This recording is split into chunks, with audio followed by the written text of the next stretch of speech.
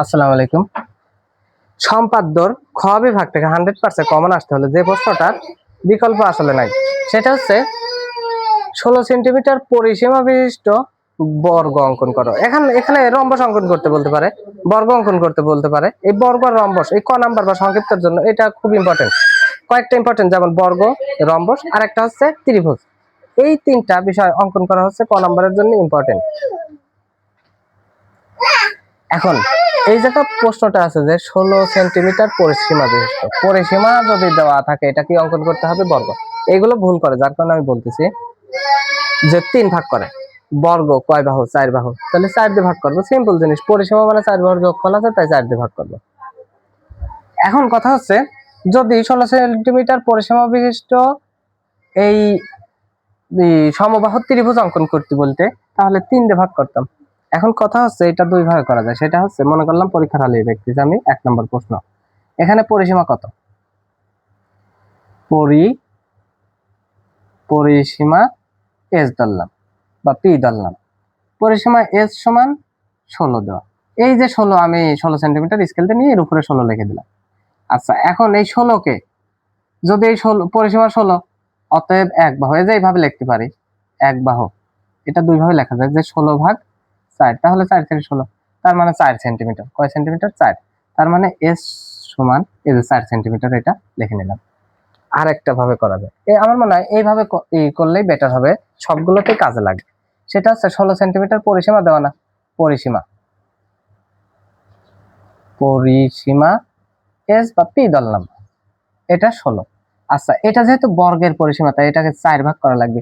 তাই আমরা ওই যে কম্পাস দিয়ে কি করব, 4 ভাগ করবো। এটা 4 ভাগ করার নিয়ম কি আমরা জানি, অর্ধেকের বেশি ব্যাসার্ধ নিয়ে এটা একটু নিচে লাগবে, যেন আমরা একটু উপরে যে বৃত্তচাপ গুলো অঙ্কন করতে পারি। এখন এই যে বৃত্তচাপ, আচ্ছা বৃত্তচাপ উপরে মানে দেখতে পারো নাই, সেটা হচ্ছে অর্ধেকের বেশি ব্যাসার্ধ আছে। এই যে এখানে একটি বৃত্তচাপ, এখানে একটি বৃত্তচাপ, তারপরে এখান থেকে এখানে একটি বৃত্তচাপ, এইখান থেকে এখানে একটি বৃত্তচাপ। তারপরে এখান থেকে স্কেল ধরবো, এইখান থেকে এই পর্যন্ত স্কেল ধরে সোজা একেবারে এই পর্যন্ত টান দিতে পারে, শুধু এইটুকু দাগ দিতে পারে, কোনো সমস্যা নেই এটা। আচ্ছা, এই সম্পূর্ণই দাগ দিলাম, কোনো সমস্যা নেই।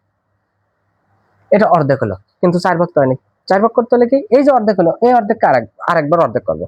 এই কাজটা এইভাবে করলে কি হয়, অনেক জায়গায় কাজে লাগে আর কি।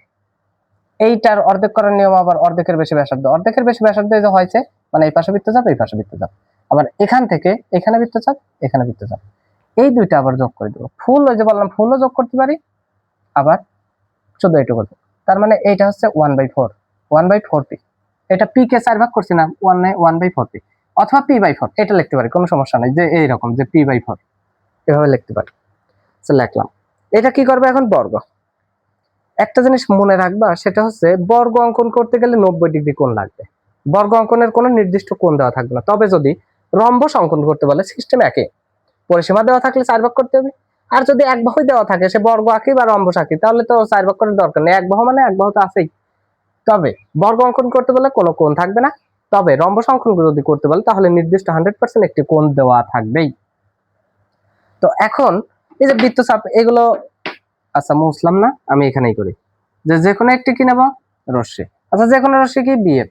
এই জায়গায় যদি ক বা সংক্ষিপ্ত প্রশ্ন আসে, আমার অঙ্কনের প্রয়োজন নেই। তবে এই সাংকেতিক চিহ্ন, এই কথা ব্র্যাকেটে বলে দিতে পারে যে সাংকেতিক চিহ্ন সহ। সাংকেতিক চিহ্ন না বললেও আমরা দেব যে বিএফ। আচ্ছা, বিএফ থেকে কি করব? এই যে 4 ভাগের 1 ভাগ, এই 1 ভাগ থেকে আগে কাটি নেব, বা পরেও কাটতে পারি, কোনো সমস্যা নেই। আচ্ছা, পরেই কাটি। যে বি বিন্দুতে এই যে 90 ডিগ্রি কোণ আঁকাবো, যেহেতু বর্গ আঁকবো, 90 ডিগ্রি কোণ কিভাবে আঁকে আমার মনে হয় জানা আছে। তারপরে আরেকবার একটু বলি, যে কোনো একটি মাপে এই যে এইভাবে। আচ্ছা, এইটা দিয়ে দেখাই, তাইলে বুঝতে পারবো। যে এই যে এরকম যে কোনো মাপে যে এটা বৃত্তচাপ নিলাম, ওই যে মাপে নিছি ওই একই মাপে এখানে একবার কাটবো, আবার এখান থেকে এখানে একবার কাটবো, আবার ওই একই মাপ, কিন্তু এখান থেকে এখানে বৃত্তচাপ, এখান থেকে এখানে বৃত্তচাপ নেব। তারপর স্কেল এই যে বিন্দুতে ধরে এই যে 90 ডিগ্রি একটা কোণ অঙ্কন করলাম। বি বিন্দুতে বিই একটি লম্ব আঁকি, বা লম্বই হচ্ছে 90 ডিগ্রি কোণ, বা সমকোণ অঙ্কন করি, একই কথা। আচ্ছা, এই যে অঙ্কন করলাম। এখন এই যে p/4 এর সমান ব্যাসার্ধ নিয়ে, বা 1/4 পি এর সমান ব্যাসার্ধ নিয়ে অঙ্কনের কথা এই কারণে বলতেছি, এটা যদি খ বা গতে থাকে অঙ্কন লেখা আবশ্যক। তো এই মাপ নিয়ে এখান থেকে কাটে নেব, কাটলাম, তাহলে কি অংশ কাটলাম, সি অংশ কাটলাম, তাহলে এ বি সি ডি। আচ্ছা, এখন এবার বি থেকে আবার p/4 এর সমান ব্যাসার্ধ নিয়ে বি অংশ কাটলাম। এখন এ ও সি বিন্দুতে কেন্দ্র করে দুটি বৃত্তচাপ আঁকবো, এই একই মাপ, ওই যে 4 বাহু সমান, এখান থেকে একটি বৃত্তচাপ, আবার এখান থেকে একটি বৃত্তচাপ, যা ডি বিন্দুতে ছেদ করে। তাহলে এ কমা ডি আর সি কমা ডি যোগ করি, তাহলে এ বি সি ডি নির্ণয় বর্গ। আশা করি বুঝতে পারছি।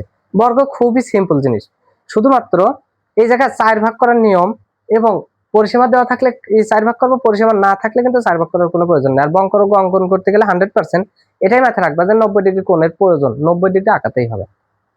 আশা করি বুঝতে পারছি। ভিডিওটি ভালো লাগলে অবশ্যই লাইক, কমেন্ট এবং সাবস্ক্রাইব করে পাশে থাকবে।